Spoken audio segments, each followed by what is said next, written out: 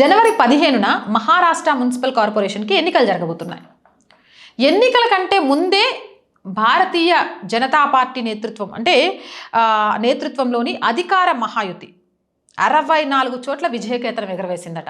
మహాయుతి అంటే మీకు తెలిసిందే కదా, భారతీయ జనతా పార్టీ బీజేపీ, ఏక్నాథ్ షిండే శివసేన, అజిత్ పవార్ నేతృత్వంలోని నేషనలిస్ట్ కాంగ్రెస్ అంటే ఎన్సిపి, ఈ 3 పార్టీలు కలిసి ఎన్నిక జరగడానికంటే ముందే 64 స్థానాల్లో విజయకేతనం ఎగరేశాయట. నామినేషన్లు ఉపసంహరించుకునే చివరి రోజు మొన్న శుక్రవారం రోజు ప్రతిపక్ష అభ్యర్థులు చాలామంది తమ పేర్లను ఉపసంహరించుకున్నారు. మహాకూటమి అభ్యర్థులు ఏకగ్రీవంగా ఎన్నికయ్యారు. అయితే ఈ మహాకూటమి భాగస్వామ్యులలో కూడా అత్యధికంగా లబ్ధి పొందింది భారతీయ జనతా పార్టీ అట.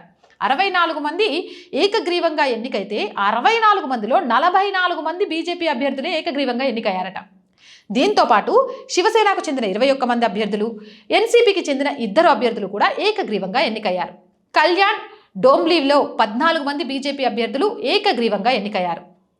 భీమ్వాడి, పన్వేల్, జుల్గావ్లో కూడా బీజేపీ 6 స్థానాల చొప్పున విజయం సాధించింది. అలాగే దులే, అహిల్యానగర్ వరుసగా 4 బీజేపీ అభ్యర్థులు విజయం సాధించారు.